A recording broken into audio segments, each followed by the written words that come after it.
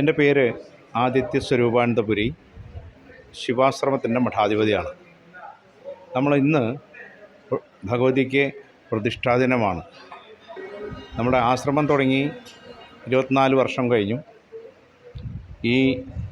എന്നാണോ ആശ്രമം തുടങ്ങിയത് അന്ന് മുതൽ എൻ്റെ ഉപാസന ദേവതയായിട്ടുള്ള ശ്മശാനകാളിക്ക് വേണ്ടിയിട്ടുള്ള ആ പൂജകളും കർമ്മങ്ങളും സ്ഥിരമായി നടന്നു വരുന്നു. മീനമാസത്തിൽ മകീരം നക്ഷത്രമാണ് ദേവിയുടെ പ്രതിഷ്ഠ. അതിനോടനുബന്ധിച്ച് നടക്കുന്ന വിശേഷാൽ പരിപാടിയാണ് ഇന്ന് നടന്നത്.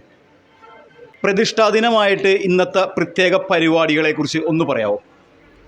ഇന്ന് ഭഗവതിയുടെ പ്രതിഷ്ഠാ ദിനമാണ്. ഇന്ന് വിശേഷാൽ പരിപാടി എന്ന് പറഞ്ഞു കഴിഞ്ഞാൽ കലശാഭിഷേകമാണ് ഭഗവതിക്ക് ഏറ്റവും പ്രധാനം. എല്ലാ സ്ഥലത്തും കലശാഭിഷേകം നടക്കുന്നുണ്ട്. എല്ലാ ക്ഷേത്രങ്ങളിലും ആചാര അനുഷ്ഠാനങ്ങളുടെ ഭാഗമായിട്ട് കലശാഭിഷേകം നടക്കാറുണ്ട്. പക്ഷേ ഇവിടെ ഒരു പ്രത്യേകത എന്താണെന്ന് വെച്ച് കഴിഞ്ഞാൽ നമ്മൾ 157 കലശമാണ് ഭഗവതിക്ക് കലശമായിട്ട് ആടുന്നത്. ഇത് ഓരോരുത്തരുടെ നക്ഷത്രവും പേരും പറഞ്ഞിട്ടാണ് നമ്മൾ ചെയ്യുന്നത്. പിന്നെ മറ്റുള്ള ക്ഷേത്രങ്ങളിലൊക്കെ അവർ അവരുടേതായിട്ടുള്ള രീതിയിൽ ചെയ്യുന്നെങ്കിലും നമ്മളൊരു പ്രത്യേകത എന്താ വെച്ചിട്ടുണ്ടെങ്കിൽ നമ്മൾ ആ നക്ഷത്രത്തിൻ്റെയും പേരിൻ്റെയും ആളെ വിളിച്ചും കൊണ്ട് അവരെ നമ്മൾ കലശത്തിൽ തൊടിയിച്ച് അവർ ആ കലശം ആടുന്ന സമയത്ത് ഭഗവതിയുടെ മുന്നിൽ നിൽക്കുകയും അവരുടെ നക്ഷത്രവും പേരും പറഞ്ഞ് അവരുടെ സർവൈശ്വര്യങ്ങൾക്കും വേണ്ടിയിട്ടുള്ള മന്ത്രതന്ത്രങ്ങളൊക്കെ പറഞ്ഞതിന് ശേഷം അവരെ ആ ക്ഷേത്ര നടയിൽ നിർത്തിക്കൊണ്ടാണ് നമ്മൾ ഈ കലശം ഭഗവതിക്ക് അഭിഷേകം ചെയ്യുന്നത്. അത് വളരെ പ്രത്യേകതയുള്ളതാണ്. കാരണം നമുക്കറിയാം ക്ഷേത്രങ്ങളിലൊക്കെ നമ്മൾ വഴിപാട് ചെയ്യാറുണ്ട്. പക്ഷെ നമ്മൾ അത് വഴിപാടായിട്ടല്ല ചെയ്യണത്. വഴിപാടെന്ന് പറഞ്ഞ വാക്കിൻ്റെ അർത്ഥം തന്നെ ഓക്സ്ഫോർഡ് ഡിക്ഷണറിയിൽ നമ്മൾ കാണാം, ഹിന്ദു ക്ഷേത്രങ്ങളിൽ ചെയ്യുന്ന ഒരു തരം പൂജ, പിന്നെ എന്താണെന്ന് വെച്ചിട്ടുണ്ടെങ്കിൽ ശ്രദ്ധയില്ലാതെ ചെയ്യുന്ന കാര്യം എന്ന് അതിൽ കൃത്യമായിട്ട് പറയുന്നുണ്ട്. പക്ഷെ നമുക്ക് ഈ ക്ഷേത്രത്തിൽ വഴിപാട് കൗണ്ടർ എന്ന് പറഞ്ഞ സാധനം ഇല്ല. വഴിപാട് വിവരം നമ്മൾ പല സ്ഥലങ്ങളിലും കാണാറുണ്ട്, ക്ഷേത്രങ്ങളിലൊക്കെ വഴിപാട് വിവരങ്ങൾ. ഇവിടെ ആ പരിപാടി ഇല്ല. കാരണം വെച്ചിട്ടുണ്ടെങ്കിൽ ഇവിടെ ശ്രദ്ധയോടുകൂടി ചെയ്യുന്ന കാര്യത്തിൽ നമ്മൾ എന്താ പറയുക, ശ്രാദ്ധദിനം, ശ്രദ്ധാദിനത്തിൽ ശ്രദ്ധയോടുകൂടി ചെയ്യുന്ന കർമ്മത്തെ ശ്രാദ്ധം എന്ന് പറയുന്നു. നമ്മളുടെ അമ്മയൊക്കെ മരിച്ചു കഴിഞ്ഞ് കഴിഞ്ഞാൽ ആ ആണ്ട് വരുന്ന സമയത്ത് തലേ ദിവസം തന്നെ നമ്മൾ വ്രതമൊക്കെ എടുത്തിരുന്ന് ആ ബലിയിട്ടതിന് ശേഷമാണ്, ശ്രദ്ധയോടുകൂടി ആ ബലിയിട്ടതിന് ശേഷമാണ് നമ്മൾ പിന്നെ ഭക്ഷണം കഴിക്കുകയും കാര്യങ്ങളൊക്കെ ചെയ്യുന്നത്. അപ്പോൾ ശ്രദ്ധയോടുകൂടി ചെയ്യുന്ന കാര്യമാണ് എന്ത്, ശ്രാദ്ധദിനം, ശ്രദ്ധാദിനം. വഴിപാടെന്ന് പറഞ്ഞാൽ നമുക്ക് തന്നെ അറിയാം, കുട്ടികളോടൊക്കെ നമ്മൾ പറയില്ലേ, വഴിപാടായിട്ട് പഠിക്കില്ല കേട്ടോ, ശ്രദ്ധിച്ച് പഠിക്കുക. അപ്പം തന്നെ നമുക്കറിയാം വഴിപാടെന്ന് പറഞ്ഞാൽ എന്താണ് അർത്ഥം എന്നുള്ളത്. നമുക്ക് ഒരു സങ്കല്പത്തിൽ ചെയ്യുന്നതാണത്. കാരണം ഒരു വ്യക്തിക്ക് വേണ്ടിയിട്ട് നമ്മൾ നക്ഷത്രവും പേരും പറഞ്ഞ് നമ്മളത് ചെയ്യുന്നു. അപ്പോൾ വലിയ ക്ഷേത്രങ്ങൾ, വലിയ മഹാക്ഷേത്രങ്ങളിലൊക്കെ ഓരോരുത്തരുടെ നക്ഷത്രവും പേരും പറഞ്ഞിട്ടൊന്നും നമുക്ക് അർച്ചന നടത്താൻ നമുക്ക് സാധ്യമാവില്ല. അപ്പം നമ്മൾ സാധാരണ എന്താ ചെയ്യുക, എല്ലാ നക്ഷത്രത്തിൻ്റെ പേരിൽ നമ്മൾ ഒരു അർച്ചന കഴിച്ച് ആ സങ്കല്പമായിട്ട് ആ പുഷ്പമിട്ട് ബാക്കിയുള്ള പുഷ്പത്തിലിടുകയും അത് നമ്മൾ പ്രസാദമായിട്ട് കൊടുക്കുകയും ചെയ്യുന്നു. അതാണ് സാധാരണ ഭക്തജനങ്ങൾ വളരെ ശ്രദ്ധയോടുകൂടി ആ അർച്ചന ചെയ്യുക, വഴിപാട് ചെയ്യുക. അതാണ് സാധാരണ സ്ഥലങ്ങളിൽ ചെയ്യുന്നത്. പക്ഷേ ഇവിടെ അങ്ങനെയല്ല.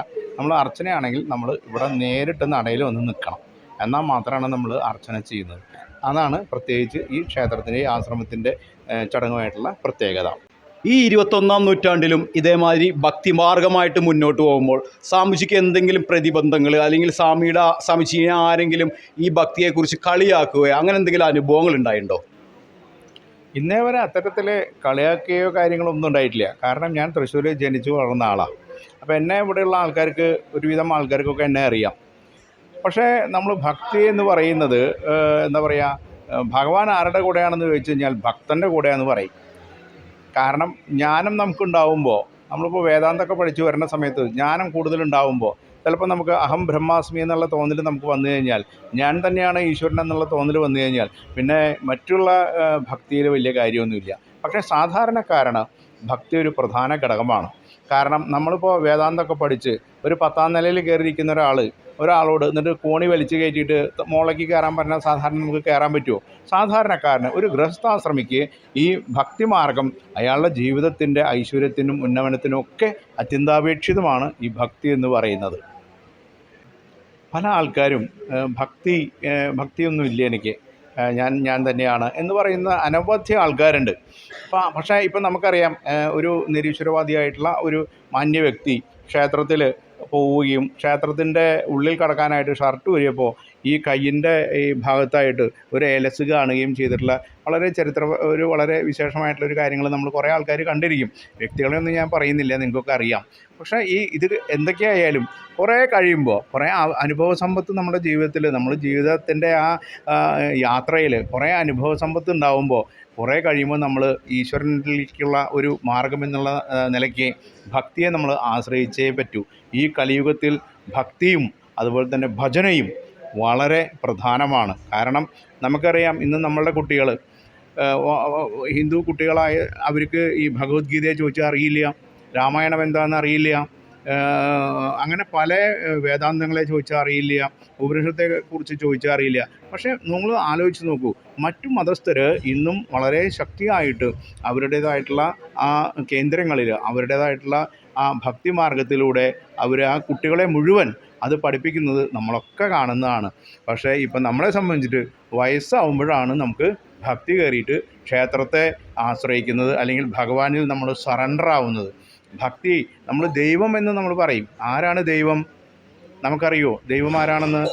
ദൈന്യതയെ അകറ്റുന്നവനാണ് ദൈവം. ദൈന്യത എന്ന് പറഞ്ഞാൽ എന്താ അർത്ഥം? കുറവ്. എന്താണ് കുറവ്? മനുഷ്യനിൽ പല കുറവുകളുമുണ്ട്. നമ്മൾ പറയില്ലേ മാതാ പിതാ ഗുരു ദൈവം എന്ന്. എങ്ങനെയാണ് നമ്മൾ സാധാരണ അങ്ങനെ ഒരുമിച്ച് പറയും. പക്ഷേ മാതാ പിതാ ഗുരു ഈക്വൽ ടു ദൈവം, അങ്ങനെ വേണം നമ്മൾ ചിന്തിക്കാനായിട്ട്. കാരണം അമ്മയും അച്ഛനും ഗുരുവും ദൈവമാണ്. അമ്മ എങ്ങനെയാണ് നമുക്ക് ഗുരുവാവണേ? നമ്മുടെ ആദ്യത്തെ അറിവ് കുറവ് എന്താണെന്നറിയോ? നമുക്ക് അച്ഛൻ ആരാന്നറിയില്ല. അമ്മ പറഞ്ഞു തരുന്ന ആളാണ് അച്ഛൻ. അച്ഛൻ എന്താ ചെയ്യണേ? ഗുരു എന്ന് പറയുന്ന സങ്കല്പത്തിലുള്ള വ്യക്തിയെ നമുക്ക് കാണിച്ചു തരുന്നു. ഗുരു എന്താ ചെയ്യണേ? ഈ അഖില ബ്രഹ്മാണ്ഡത്തിൻ്റെ ആകസത്തയെ നമുക്ക് വളരെ രത്നചുരുക്കമായിട്ട് നമുക്ക് പറഞ്ഞു തരുന്നു. അപ്പോൾ ഇവരെല്ലാവരും നമുക്ക് അറിവ് പറഞ്ഞു തരും. നമുക്ക് അറിവില്ലാത്ത നമ്മുടെ കുറവിനെ നികത്തുന്നു. അപ്പോൾ ആ ദൈന്യത, നമുക്ക് അറിവില്ലായ്മേനെ ദൈന്യത. നമ്മളൊരു ആശുപത്രിയിൽ ഒരു രോഗി കിടക്കുകയാണ്. ആ രോഗീനെ എല്ലാ ഡോക്ടർമാരും കൈവിട്ടു. ആ കൈവിട്ട സമയത്ത് ഒരു ഡോക്ടർ പറയാണ്, ഞാൻ ആ രോഗിയെ ഒന്ന് ചികിത്സിക്കട്ടെ എന്ന് വെച്ച് ശരിയെന്ന് പറഞ്ഞ് അയാളുടെ ചികിത്സയിൽ ആ രോഗി രക്ഷപ്പെടുമ്പോൾ ആ രോഗി എന്താ പറയുക? ആ രോഗി പറയും എൻ്റെ ദൈവമാണ് ആ ഡോക്ടർ എന്ന്. അപ്പോൾ ആ ഡോക്ടറെ സംബന്ധിച്ചിട്ട് ആ ഭക്തിയോട് കൂടിയിട്ട്, ഈ ഭക്തി എന്ന് പറഞ്ഞാൽ എന്താണ്? സ്നേഹം, പ്രേമം, ഭഗവാനോടുള്ള സ്നേഹവും ഭക്തിയും പ്രേമവുമാണ് ഭക്തി എന്ന് പറയുന്നത്. അതിൽ ഏറ്റവും അവസാനം നമുക്ക് അതിൽ സറണ്ടർ ആവേണ്ടി വരും, യാതൊരു സംശയവുമില്ല. Hello Maheshwara Chaitanya, what come to here? I came I was traveling in India, and I was traveling in India more than 3 years. And 2 months ago, I came accidentally to Kerala to visit Shiva Temple in Thrissur, but unfortunately, I was not allowed because I'm a foreigner. And accidentally, I found this ashram, and ashram became my home. Because I met Swamiji, who is like father to me, and I was captured by the activities of ashram. Ashram main ashram activities is feeding people in need and poor people every day, around 150 people. So all this comply with my with my karma yoga expectations. So I stay here, and I'm doing this karma yoga and anandanam every day with Swamiji helping.